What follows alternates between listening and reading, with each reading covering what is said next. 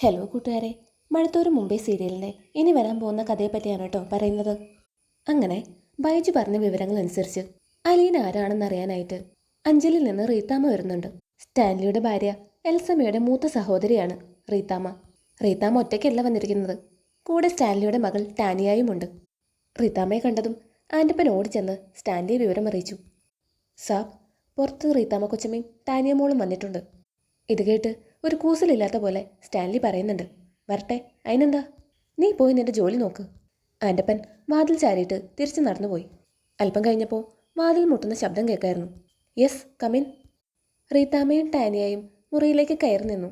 ജീൻസും ടോപ്പുമായിരുന്നു ടാനിയയുടെ വേഷം. സോഫയിലും കാർപ്പറ്റിലുമായി കിടന്നിരുന്ന നായ്ക്കൾക്ക് സ്റ്റാൻലി എന്തോ സിഗ്നൽ നൽകി.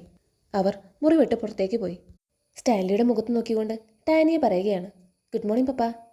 ഇത് കേട്ട് സ്റ്റാൻലി തിരിച്ച്, ഗുഡ് മോർണിംഗ് അല്ല, ഗുഡ് ഈവനിങ്. റീത്താമോ, ഗുഡ് ഈവനിങ്. ഇരിക്കേ. ഈ കസേരയിൽ ഇരിക്കാനോ? പട്ടിയിലിരുന്ന കസേരയിൽ ഏതല്ല. അതിനെന്താ, അന്തസ്സുള്ള പട്ടികളടി, നീ ധൈര്യമായിട്ടിരുന്നോ? അത് ശരി, ഞങ്ങളുടെയൊക്കെ വീട്ടിൽ പട്ടികൾ എത്ര വളർന്നാലും അതിന് മനുഷ്യൻ്റെ അന്തസ്സ് കിട്ടില്ല. ആ പറഞ്ഞത് ശരിയാ. നിങ്ങളുടെ വീട്ടിലെ പട്ടികൾക്ക് മനുഷ്യരോളം ഉയരാൻ പറ്റിയില്ലെങ്കിലും നിങ്ങൾക്കെല്ലാവർക്കും അവരെക്കാൾ താഴാൻ പറ്റുമെന്നുള്ള കാര്യത്തിൽ എനിക്ക് യാതൊരു തർക്കവുമില്ല. ഇത് കേട്ട് ദേഷ്യത്തോടെ റീത്താമ്മ പറയുന്നുണ്ട്. സ്റ്റാൻലി, ഇപ്പം ആരാ തരം താന്നിരിക്കുന്നത്? ഞാൻ വെറുതെ ഇങ്ങോട്ട് വന്നതല്ല, ഒരു വാർത്ത കേട്ടിട്ട് വന്നതാ. വാർത്തയോ? എന്ത് വാർത്ത? ആ, സ്റ്റാൻലി ഇവിടെ ഒരു പെണ്ണിനെ വിളിച്ചുകൊണ്ടെന്ന് താമസിപ്പിച്ചിട്ടുണ്ടെന്നുള്ള ഒരു വാർത്ത. അത് നേരാണോ കള്ളാണോ എന്ന് അറിയണ്ടേ?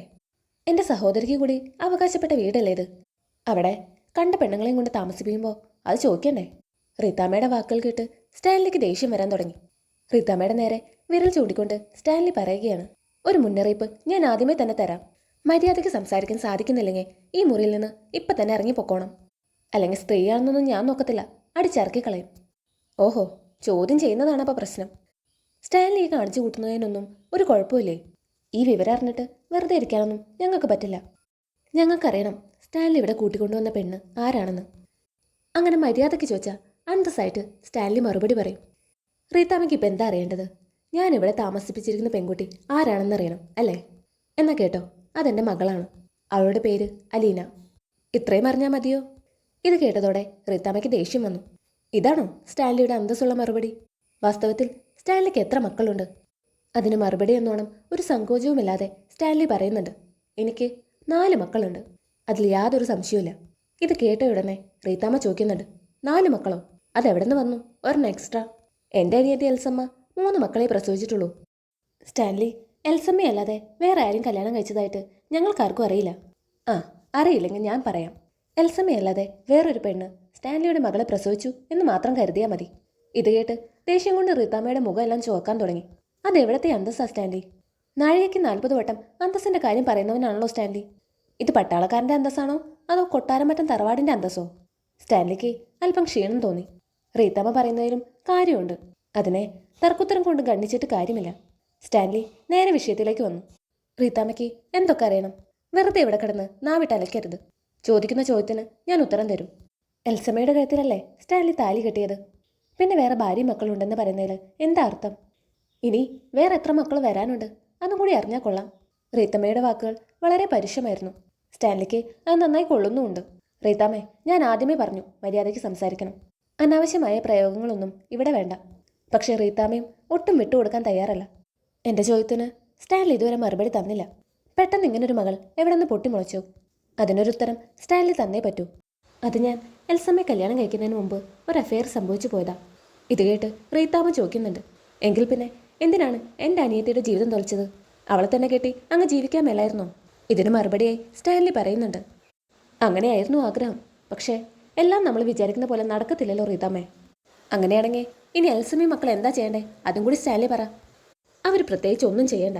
അവരവരുടെ കാര്യം നോക്കി ഇപ്പോൾ ഇരിക്കുന്നത് പോലെ അവിടെ അങ്ങ് ഇരുന്നാൽ മതി. അങ്ങനെ അങ്ങ് അടച്ചുപൂട്ടിയിരിക്കാൻ പറ്റത്തില്ലല്ലോ സ്റ്റാൻലി. അവർക്കും പുറത്തിറങ്ങി നടക്കണ്ടേ? ഇനി ഇത് വൈകാതെ നാട് മുഴുവൻ പരക്കും. സ്റ്റാൻലിക്ക് വിവാഹത്തിന് മുമ്പ് ഒരു മകളുണ്ടെന്നും അവളിപ്പോൾ സ്റ്റാൻലിയുടെ കൂടെ താമസമെന്നും. ഇതേക്കുറിച്ചൊക്കെ ആരെങ്കിലും ചോദിച്ചാൽ എൽസമ്മയും മക്കളും എന്തു പറയണം? എൽസമ്മ എന്തേലും ഉത്തരം പറഞ്ഞോളും. അതോർത്ത് റീത്താമ്മ പേടിക്കേണ്ട. അല്ലെങ്കിൽ അവൾ എന്നോട് വന്ന് ചോദിക്കട്ടെ, ഞാൻ അവൾക്ക് ഉത്തരം പറഞ്ഞു കൊടുക്കാം. റീത്താമ്മ ഒട്ടും വിട്ടുകൊടുക്കാൻ ഭാവിച്ചിട്ടില്ല. വേറെയും മക്കളുണ്ടല്ലോ സ്റ്റാൻലിക്ക്. ഈ നിൽക്കുന്നത് സ്റ്റാൻലിയുടെ മോളല്ലേ? ഇവൾക്ക് കോളേജിൽ പോകണ്ടേ? പപ്പയ്ക്ക് ഒരു രഹസ്യ പുത്രം ഉണ്ടെന്ന് കേട്ടല്ലോ എന്ന് ആരെങ്കിലും ഇവളോട് ചോദിച്ചാൽ ഇവൾ എന്ത് മറുപടി പറയും? ഇവൾക്ക് തല കുനിച്ച് നടക്കേണ്ടി വരില്ലേ?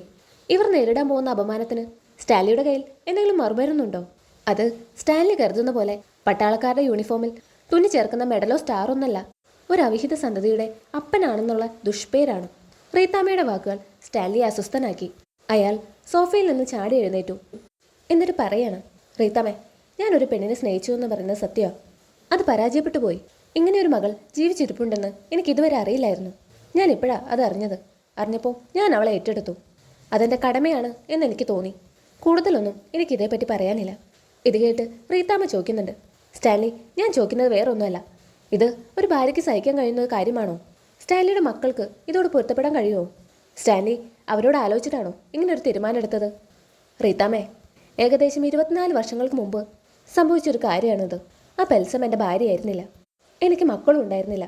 അതുകൊണ്ട് ഞാൻ അവരോട് ആലോചിക്കേണ്ട എന്ന് തീരുമാനിച്ചു. അല്ലെങ്കിലും ആരോട് അഭിപ്രായം ചോദിച്ചിട്ടല്ല സ്റ്റാൻലി ഇതുവരെ തീരുമാനങ്ങൾ എടുത്തത്. അതുകൊണ്ട് തന്നെ ഇനി അത് മാറ്റാനും ഉദ്ദേശിക്കുന്നില്ല. അത് ശരി.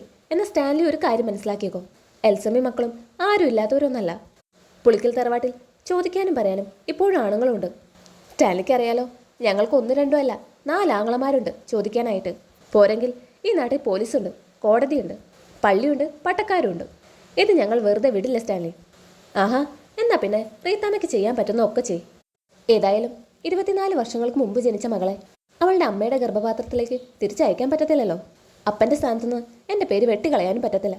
ഇത് കേട്ട് റീത്താമ്മ പറയുന്നുണ്ട്, സ്റ്റാൻലി പറയുന്നതെല്ലാം സ്റ്റാൻലിയുടെ ന്യായങ്ങളാണ്. പക്ഷേ നീതിമാന്മാരെ നോക്കുമ്പോൾ ഞങ്ങളുടെ പക്ഷത്തായിരിക്കും ന്യായം. ഇങ്ങനൊരു മകൾ ഉണ്ടെങ്കിൽ തന്നെ അവൾ അവകാശവാദം ഉന്നയിക്കാത്തിടത്തോളം സ്റ്റാൻലിക്ക് അത് അംഗീകരിക്കേണ്ട ആവശ്യമില്ല. അവൾ ഇവിടെ കൊണ്ടുവന്ന് കൂടെ താമസിപ്പിക്കേണ്ട ആവശ്യമില്ല. ഭാര്യയ്ക്കും മക്കൾക്കും ഉണ്ടാക്കി വെച്ച അപമാനത്തിന് സ്റ്റാൻലി കണക്ക് പറഞ്ഞേ പറ്റൂ. ഇത് കേട്ട് അല്പം നിമിഷം മൗനമായി നിന്നുകൊണ്ട് സ്റ്റാൻലി പറഞ്ഞു, റീത്താമ്മയ്ക്ക് പറയാനുള്ളതൊക്കെ പറഞ്ഞു കഴിഞ്ഞേ, ഇനി പോകാം. പോവാണ്. പോകാൻ തന്നെയാണ് വന്നത്. പക്ഷേ ഞങ്ങൾ തിരിച്ചു വരും. ഇത് വെറുതെ വിടാൻ ഞങ്ങൾ ഉദ്ദേശിച്ചിട്ടില്ല. അതും പറഞ്ഞ് ടാനിയയുടെ കൈയും പിടിച്ചു വലിച്ച് റീത്താമ്മ പോവാണ്.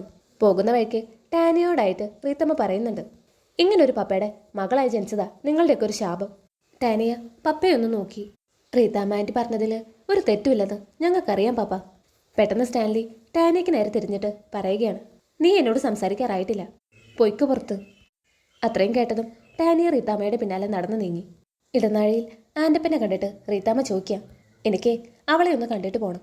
ഏതാ ആൻ്റപ്പ അവളുടെ മുറി? ആൻ്റപ്പൻ അലീനയുടെ മുറി കാണിച്ചു കൊടുത്തു. റീത്താമ്മയും ടാനിയും അലീനയുടെ മുറിയിലേക്ക് നടന്നു. അലീനയാണെങ്കിൽ കുളി കഴിഞ്ഞ് ബാത്റൂമിൽ നിന്ന് ഇറങ്ങുന്നതേ ഉണ്ടായിരുന്നുള്ളൂ. വാതിലിൽ മുട്ടുന്ന ശബ്ദം കേട്ട് അവൾ അങ്ങോട്ട് ചെല്ലുമ്പോഴേക്കും വാതിൽ തള്ളി തുറന്ന് റീത്താമ്മയും ടാനിയും വന്നു. ആദ്യം കണ്ടപ്പോൾ അലീനയ്ക്ക് അവരാരാണെന്ന് പിടികിട്ടിയില്ല. മധ്യവയസ്കയായ സ്ത്രീയും ജീൻസും ടോപ്പും ധരിച്ചൊരു പെൺകുട്ടിയും. അവളുടെ മുഖം കണ്ടിട്ട് അലീനയ്ക്ക് കൗതുകമായി. തൻ്റെ മുഖഛായയോട് വിദൂര സാദൃശ്യമുള്ള മറ്റൊരു മുഖം. റീത്താമ്മ അലീനയെ അടിമുടിയൊന്ന് നോക്കി. അലീനയെ ആദ്യം കണ്ടപ്പോൾ ആകെ ഒരു അന്താളിപ്പാണ് അവർക്ക് തോന്നിയത്. സ്റ്റാൻലിയുടെ അമ്മച്ചി ചിന്നമ്മയെ റീത്താമ്മ ഏതാനും വർഷങ്ങൾക്ക് മുമ്പ് കണ്ടിട്ടുണ്ട്. ഇനി സംശയിക്കേണ്ട കാര്യമൊന്നുമില്ലെന്ന് റീത്താമ്മയ്ക്ക് മനസ്സിലായി. അത് സ്റ്റാൻലിയുടെ മകൾ തന്നെയാണ്. അധികാരസ്വരത്തിൽ റീത്താമ്മ ചോദിക്കുകയാണ്, എന്താ നിന്റെ പേര്? അലീന. സ്റ്റാൻലിയുടെ പേരിലുള്ള സ്വത്ത് മോഹിച്ചല്ലേ നീ ഇപ്പോൾ ഇങ്ങോട്ട് വന്നത്? പക്ഷേ ഒന്നോർത്തു, നീ 90 ദിവസം നീ ഇവിടെ തയ്ക്കില്ല. റീത്താമ്മ പറഞ്ഞിട്ടുള്ളതൊന്നും ഇതുവരെ തെറ്റിയിട്ടില്ലെന്ന് കൂടി നീ മനസ്സിലാക്കിക്കോ. അവരുടെ പ്രകടനം കണ്ട് ആകെ അമ്പരപ്പോടുകൂടി അലീന ചോദിക്കുകയാണ്, അല്ല, നിങ്ങൾ ആരാണ്? എനിക്ക് മനസ്സിലായില്ല. മനസ്സിലാക്കി തരാം, അധികം വൈകാതെ തന്നെ. ഇത്രയും പറഞ്ഞിട്ട് റീത്താമ്മ തിരിച്ചു നടന്നു. പിന്നാലെ ടാനിയായും. അവർക്ക് പിന്നാലെ അലീനയും സിറ്റൗട്ടിൽ വന്നെങ്കിലും അപ്പോഴേക്കും റീത്താമ്മയും ടാനിയയും കാറിൽ കയറി കഴിഞ്ഞു. അലീനയെ കണ്ടതും റീത്താമ്മ ഒന്ന് തറപ്പിച്ചു നോക്കി. എന്നിട്ട് കാർ സ്റ്റാർട്ടാക്കി ഒരൊറ്റ പോക്ക്. ആരാണത്? അലീനയ്ക്ക് ഒന്നും മനസ്സിലാവുന്നില്ല. ഇനി ചിലപ്പോൾ പപ്പയുടെ ഭാര്യയായിരിക്കൂ. അപ്പോൾ മറ്റേ പെൺകുട്ടിയോ? അലീന ആലോചിച്ച് നിൽക്കുമ്പോഴേക്കും ആൻ്റപ്പൻ സിറ്റൗട്ടിലേക്ക് വന്നു. ആൻ്റപ്പനെ കണ്ടുകൊണ്ട് അലീന ചോദിക്കുകയാണ്, ആരൊക്കെ ആൻ്റപ്പൻ ചേട്ടാ ഇപ്പം വന്നിട്ട് പോയത്? അത് റീത്താമ്മയും ടാനിയ കൊച്ചു. ആരാ ഈ റീത്താമ്മ? അത് പിന്നെ മുതലാളിയുടെ വൈഫിൻ്റെ ചേച്ചിയാ. അപ്പോൾ മറ്റേ പെൺകുട്ടിയോ? അത് പിന്നെ കേണൽ സാബിൻ്റെ മകൾ ടാനിയ മോള്. അലീനയ്ക്ക് ചെറിയൊരു വിഷമം തോന്നി. ആ കുട്ടിയെ ശരിക്കൊന്നും കണ്ടുപോലുമില്ല. തൻ്റെ സ്വന്തം അനിയത്തിയല്ലേ? അവളെ അടുത്ത് വിളിച്ച് സ്നേഹത്തോടെ സംസാരിക്കേണ്ടതായിരുന്നു. താനുള്ള ശത്രുവല്ലെന്നും ഒന്നും തട്ടിയെടുക്കാൻ ആഗ്രഹമില്ലെന്നും അവളോട് പറയേണ്ടതായിരുന്നു. എനിക്കൊന്നും മിണ്ടാൻ പോലും പറ്റിയില്ലല്ലോ ആൻ്റപ്പൻ ചേട്ടാ. ആ, അത് നന്നായി. എൻ്റെ കുഞ്ഞെ, അതിനോടൊക്കെ മിണ്ടാതിരിക്കുന്നതാണ് നല്ലത്. മനുഷ്യജീവികളോടെല്ലാം വെറുപ്പാണെന്ന് തോന്നും അതുങ്ങളുടെ സംസാരം കേട്ടാ. കേണൽ സാബിൻ്റെ അടുത്ത് മാത്രം ഒന്നും ചിലവാകത്തില്ല. അപ്പം അലീന പറയുന്നുണ്ട്, കണ്ടിട്ട് പക്ഷേ എനിക്ക് അങ്ങനെയൊന്നും തോന്നിയില്ലല്ലോ. അത് കൊച്ചിനെ അവരെ നേരിട്ട് അറിയാത്തതുകൊണ്ടാണ്. അപ്പം അലീന വീണ്ടും ചോദിക്കുക, അതെന്തുകൊണ്ടാണ് ആൻ്റപ്പൻ ചേട്ടാ കേണൽ സാബിൻ്റെ വൈഫിൻ്റെ ചേച്ചി വന്നത്? എന്തുകൊണ്ടാ ഭാര്യ വരാതിരുന്നത്? എൻ്റെ കുഞ്ഞെ, എനിക്കിതേപ്പറ്റി ഒന്നും അറിയത്തില്ല. എന്നോട് ചോദിച്ചേക്കല്ലേ. എന്തെങ്കിലും അറിയാനുണ്ടെങ്കിൽ കേണൽ സാബിൻ്റെ അടുത്ത് നേരിട്ട് തന്നെ ചോദിച്ചാൽ മതി. ഇത് കേട്ട് ചിരിച്ചുകൊണ്ട് അലീന പറയുകയാണ്, ആൻ്റപ്പൻ ചേട്ടന് വാ തുറക്കാൻ പേടിയാണെങ്കിൽ അത് പറഞ്ഞാൽ പോരെ. ആ കൊള്ളാം, കേണൽ സാബിൻ്റെ സ്വഭാവം മാറുന്നതേ എപ്പോഴാണെന്ന് നമുക്കൊന്നും പറയാൻ പറ്റത്തില്ല. ആഹാ, അത് മാറട്ടെ. അല്ലെങ്കിൽ തന്നെ ആളുടെ സ്വഭാവം ഇത്തിരി മാറേണ്ടത് അത്യാവശ്യമാണ്. കുഞ്ഞിനെ അറിയാൻ പാടില്ലാഞ്ഞിട്ടാ കുഞ്ഞെ. പൗലോസിൻ്റെ കേസിൽ കുഞ്ഞിൻ്റെ സ്ഥാനത്ത് വേറെ ആരെങ്കിലും ആയിരുന്നെങ്കിൽ ഇവിടെ ഭൂകമ്പം നടന്നേനെ.